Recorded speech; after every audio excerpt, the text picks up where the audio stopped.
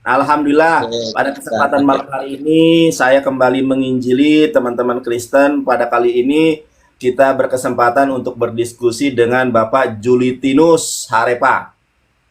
Alhamdulillah hamdan kasiran thayyiban mubarakan fi wa salatu wassalamu ala nabiyina Muhammadin wa ala alihi wa ashabi azmain. Ya Allah, Khalik langit dan bumi, Elohe Abraham, Tuhannya Ibrahim, Elohe Yismael, Tuhannya Yismael, Elohe Yishak, Tuhannya Ishak, Elohe Moshe, Tuhannya Musa, Elohe Haaron, Tuhannya Nabi Harun, Elohe Yeshua Hamasiah, Tuhannya Nabi Isa alaihissalam, Elohe Ruaha Ahmed Ahmad, Tuhannya roh kebenaran, yaitu Nabi Muhammad Sallallahu Alaihi Wasallam. Ya Allah, Khalik langit dan bumi, pada kesempatan malam hari ini Tuhan, kami mengucap syukur kepadamu Tuhan atas segala limpahan berkat, kasih karunia, kelepasan, sukacita, berkat-Mu yang melimpah ruah Tuhan. Terima kasih kasih setiamu yang tanpa berkesudahan Tuhan. Boleh kiranya suatu saat Bapak Julitinus dijamah Tuhan, ditangkap Tuhan, dipilih, dan dipulihkan menjadi pribadi yang terlahir baru, manusia baru dalam kebenaran agama Islam dan kebenaran iman Islam. Pak Julitinus, banyak pribadi yang mendengar firman Tuhan Pak Julitinus, tetapi sedikit sekali yang menjadi pelaku firman.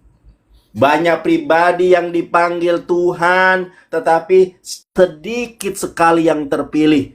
Boleh kiranya Bapak Julitinus, pribadi yang kemudian nanti dipanggil Allahu Yahdik.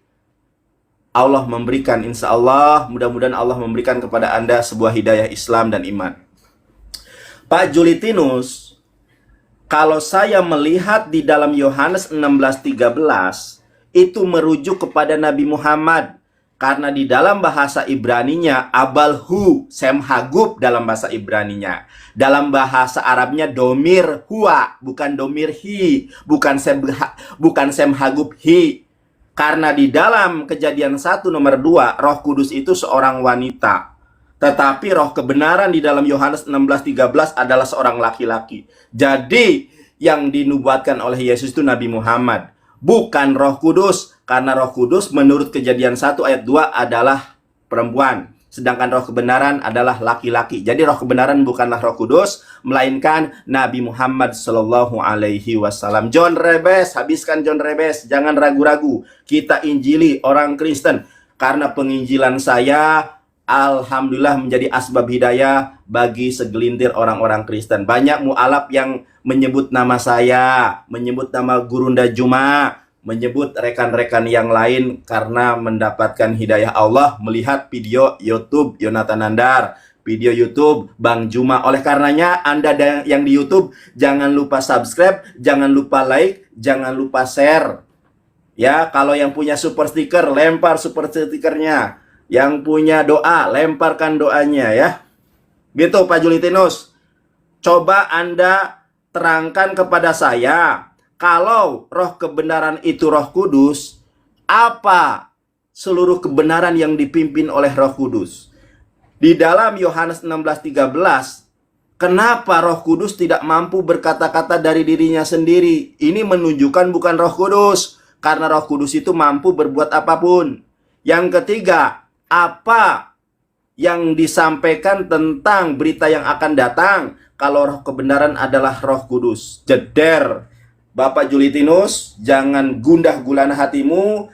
Hai yang letah letih lesu, datanglah kepada Evangelis Yonatan Nandar, maka Evangelis Yonatan Nandar akan memberikan kelegaan dengan hidayah, dengan Islam yang akan diberikan Allah kepada orang-orang yang berpikir, kepada orang-orang yang berakal. Amin. Jeder, Pak Pendeta. Menang. Terima kasih ya guys. Sudah ya? Ya. Ya, terima kasih. Ya. Silakan, kita mulai lagi waktu. Oke.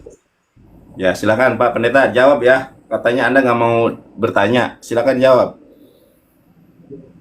Oke, Bang Nandar. Saya berdoa dulu ya sebelum saya memulai Ya, ya. jawaban saya ya. Silakan. Boleh ya? Ya, silakan. Oke, mari kita berdoa. Ya, teman-teman, saya berdoa buat kalian dan buat Bang Nandar ya. Mari kita bersatu dalam doa. Tuhan Yesus, terima kasih untuk malam hari ini. Engkau telah memberikan hamba-Mu kesempatan untuk menyampaikan kebenaran-Mu ini kepada hamba-Mu Nandar dan juga para penonton. Tuhan Yesus, berikan hamba penguasaan diri untuk menyampaikan kebenaran ini supaya hamba-Mu menyampaikan dan tidak mempermalukan Engkau ya Tuhan, dan biarlah Engkau memberikan hikmat, dan juga hamba-Mu memohon kepadamu, biarlah hamba-Mu Nandar dijamah oleh Tuhan. Hamba yakin dan percaya bahwa kebenaran-Mu yang akan memerdekakan beliau, dan jika dia ingin mengenal kebenaran-Mu, biarlah ya Tuhan Engkau yang membuka hatinya.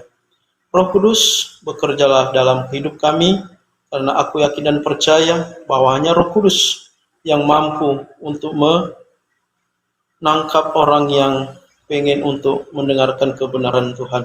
Di dalam nama Yesus Kristus hamba berdoa dan mengucap syukur bagi setiap orang yang menghendaki kebenaran Tuhan. Haleluya.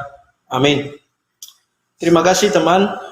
Tadi ada pertanyaan dari Bang Nandar terkait dengan teks Alkitab, di mana beliau mengatakan bahwa di dalam Alkitab itu ada nubuatan tentang Nabi Muhammad. Jadi ini merupakan tafsiran dari beberapa para teolog Islam juga, dan termasuk Nandar, di mana mereka mencoba untuk melihat di dalam kitab-kitab sebelumnya nama nabi mereka. Karena kenapa?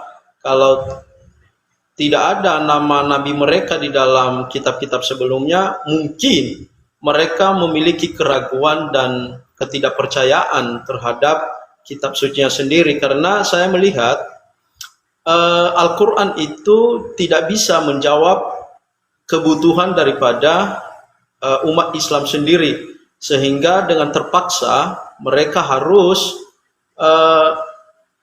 melihat dari berbagai kitab sebelumnya yang dianggap mereka itu adalah kitab yang sudah dipalsukan atau kitab yang sudah dirubah. Nah, oleh sebab itu tentu hal itu menjadi hal yang perlu kita jawab. Jika mereka nyaman dengan keadaan itu, yang mungkin dalam satu sisi mereka ingin pengakuan dari kekristenan terkait dengan iman mereka, ya silahkanlah mereka untuk mengutip. Yang penting jangan sampai inkonsistensi, atau artinya jangan sampai mereka itu mengutipnya itu hanya dengan kepentingan mereka, jadi terlihat nanti seperti orang munafik. Jadi itulah kita dalam beriman itu, karena ini bukan sebuah karya ilmiah atau penelitian yang duniawi, tetapi ini sifatnya kebenaran. Jadi bagi saya, orang Islam yang memaksakan mereka untuk mengait-ngait kitab suci yang mereka anggap palsu itu, berarti mereka lagi bermasalah akademik mereka. Karena kenapa? Karena mereka sudah mulai pudar terkait dengan iman mereka sendiri. Itu bisa dipastikan hal yang demikian. Kemudian juga pengutipan yang mereka gunakan tentang Yohanes 14 ayat 16 itu, mereka tidak mengutip semuanya. Mereka sebenarnya kalau pandai dalam hal untuk berakademik, maka mereka secara keseluruhan melihat isi daripada Alkitab itu sendiri, supaya mereka tidak ditampol mulutnya oleh perkataannya sendiri. Karena di dalam Alkitab itu ada 5 kali menyebut Parakletos. Itu aja dulu, karena ini sudah selesai waktu saya. Silakan Bang Nandar untuk menanggapi. Itu. Terima kasih Bapak Julitinus Harepa sangat santun ya. Kita mulai waktu lagi.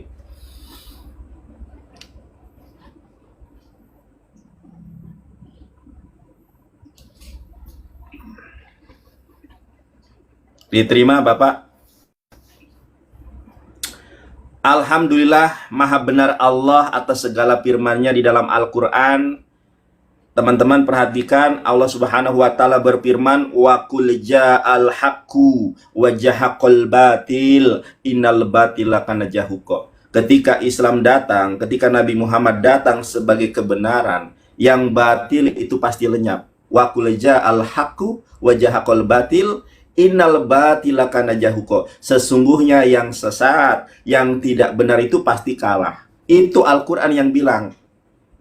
Di dalam Quran surat Al-Baqarah ayat 146, A'udzubillahi minasyaitonirrajim, alladzina atainahumul kitaba ya'rifunahu kama ya'rifuna abna'ahum wa inna fariqam minhum layaktumunal haqqa wa hum ya'lamun. Orang-orang yang telah diberikan Alkitab, mereka mengenali Nabi Muhammad sebagaimana mereka mengenali anak-anak mereka sendiri. Sebuah improvisasi yang membuat kita terstimulus. Kenapa Allah menggambarkan orang-orang Yahudi dan Nasrani mengenali Nabi Muhammad sebagaimana mereka mengenali anak-anak mereka sendiri. Bagaimana mereka mengenali? Yang mereka bahas, yang mereka simpulkan adalah terjemahan. Apa yang saya tanyakan? Sama sekali tidak Bapak senggol. Apa yang saya nyatakan tidak sama sekali Bapak sentuh. Saya berikan kepada Bapak sebuah penjelasan yang sangat relevan, sebuah penjelasan yang sangat ilmiah. Coba Bapak perhatikan, Pak. Ini di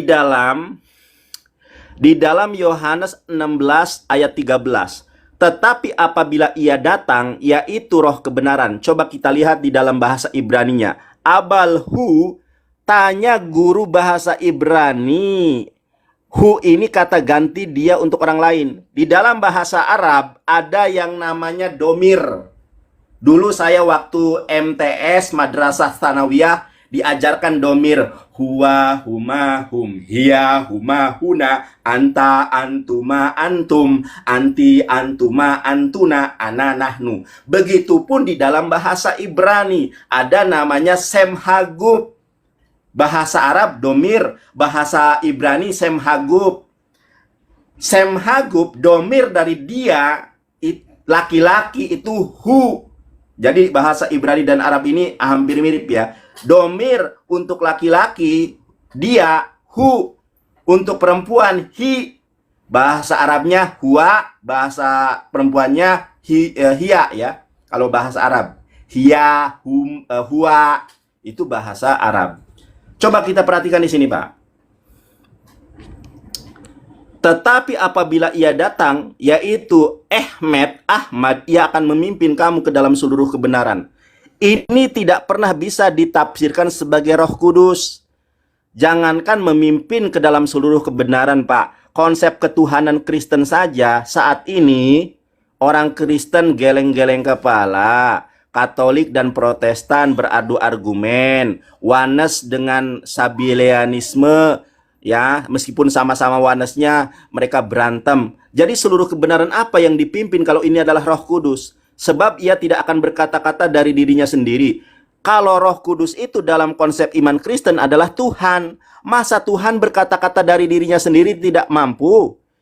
Kemudian ya, tetapi segala sesuatu yang didengarnya itulah yang akan dikatakannya. Ini nabi, ini manusia, bukan roh. Dan ia akan memberitakan kepadamu hal-hal yang akan datang. Saya ulas satu persatu. Kalau ini Nabi Muhammad, hadisnya jelas. Kalau Nabi Muhammad itu memimpin ke dalam seluruh kebenaran, hadisnya taraktu fikum amroini lang tadilu tamasaktum bihima kitabullah wa sunnati Rasulullah SAW. Qurannya, dia tidak berkata-kata dari dirinya sendiri. Apa yang dia katakan adalah apa yang dia dengar. Quran surat An-Najm ayat 1-4. Wa ma yantiqu anil hawa in huwa illa wahyu yuha.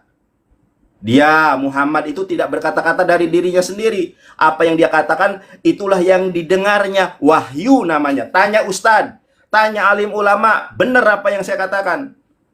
Pertanyaan saya, karena waktu saya terbatas, kalau ini Roh Kudus, seluruh kebenaran apa yang dia pimpin? Kenapa dia tidak mampu berkata-kata dari dirinya sendiri, katanya Tuhan? Lalu, nubuatan apa yang dibuat oleh Roh Kudus? Karena dia akan menyampaikan hal-hal yang akan datang. Silahkan jawab, Bapak Julitinus Harepa. Pak. Oke, terima kasih Nanda. Terima kasih. Sama-sama, Bapak. Oke.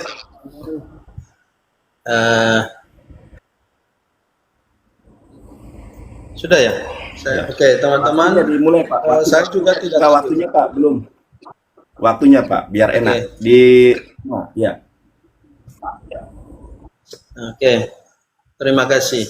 Saya juga nggak tahu ya apa yang dimaksudkan oleh Nandar ini dan bagaimana pembuktiannya terkait dengan klaim-klaimnya. Karena Nandar ini saya lihat sudah bermasalah dengan dirinya sendiri, bukan bermasalah dengan teks-teks kitab suci. Jadi dalam satu sisi dia mengagungkan Yesus itu, tetapi di sisi lain nanti dia mengatakan bahwa Muhammad itu diutus oleh Yesus. Tapi ya itulah orang Islam sesuai dengan keinginannya sendiri. Jadi nanti kalau kalian dengarkan Nandar setelah mengatakan hal-hal yang baik tentang Yesus, lalu nanti dia setelah itu menghina. Nah itu dialah mereka. Jadi satu sisi mereka mengatakan hal yang baik tentang Yesus, tapi di sisi lain nanti mereka akan juga menghinanya. Sama seperti nanti juga tentang roh kebenaran ini, karena pokoknya lah suka-suka mereka. Nah, kenapa saya begitu penting untuk menjawab daripada untuk berdebat dengan para polemikus ini? Karena jangankan mereka, ini loh buku saya tunjukkan kepada kalian. Jangankan si Nandar ini yang jurusannya itu adalah jurusan hukum, yang tidak tahu banyak terkait dengan ilmu keagamaan. Nah, orang yang saya kutip ini pun, ini adalah berbicara juga tentang yang namanya roh kebenaran yang dianggap oleh Nandar tadi adalah kitab suci yang benar. Nah, kita coba ya menguji, mengetes pendapat-pendapat para pimpinannya itu. Jadi orang-orang ini sebenarnya orang-orang yang tidak tahu apa yang mereka imani. Asal klaim saja, pokoknya sesuai dengan keinginan mereka. Itu yang ada dalam hidup mereka itu ya seperti itu. Pokoknya ambil yang mendukung kebenarannya, lalu dia tampilkan di media sosial tanpa dia nggak paham artinya. Jadi begini, saya tunjukkan dulu bagaimana pendapat orang itu ya. Dia mengatakan seperti ini. Kaum Yahudi dan Nasrani memiliki dakwaan yang bisa menyesatkan umat Islam dan mengeluarkan mereka dari agamanya. Nah, pokoknya suka-suka mereka lah. Pokoknya mereka menuduh itu sesukanya mereka. Jangankan si Nandar ini, bahkan orang-orang yang dianggap akademi saja melakukan yang namanya sikap yang tidak terpuji menurut saya. Di antara dakwaan tersebut adalah bahwasanya mereka mengingkari nama Muhammad yang telah disebutkan dalam kitab mereka atau dalam berita gembira Isa. Nah, ya kan? Nah, ini ayat yang mendukung mereka dalam Al-Quran. Lalu mereka mengutip seperti yang dikutip oleh Nandar tadi, Yohanes pasal 14 tadi itu. Nah, tapi agak sedikit menyedihkan karena kenapa? Karena dia mengatakan Yohanes yang menulis Injil Yohanes itu adalah Yohanes Pembaptis. Nah, ini begonya di situ. Yohanes Pembaptis mengatakan, jadi bagi dia yang menulis Yohanes itu atau Injil Yohanes itu adalah Yohanes Pembaptis. Jadi suka-suka mereka, terserah mereka. Nah, itulah cara-cara mereka untuk saking miskinnya mereka terkait dengan nama nabi mereka itu di dalam kitab suci mereka. Jadi mencoba untuk mengambil kitab suci orang lain yang mereka anggap itu sudah diubah. Nah, terkait dengan tadi teks di dalam Alkitab yang Parakletos itu, ya saya sih berharap Nandar secara akademik juga mengutip, ada 5 Nandar, kata Parakletos itu dalam perjanjian baru. Jadi nanti coba dicek, yang kamu kutip itu hanya 2 saja.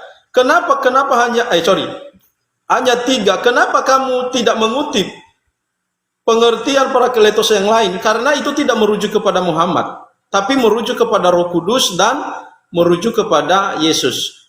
Ini ya, saya coba sebutkan kitab-kitabnya supaya kamu paham.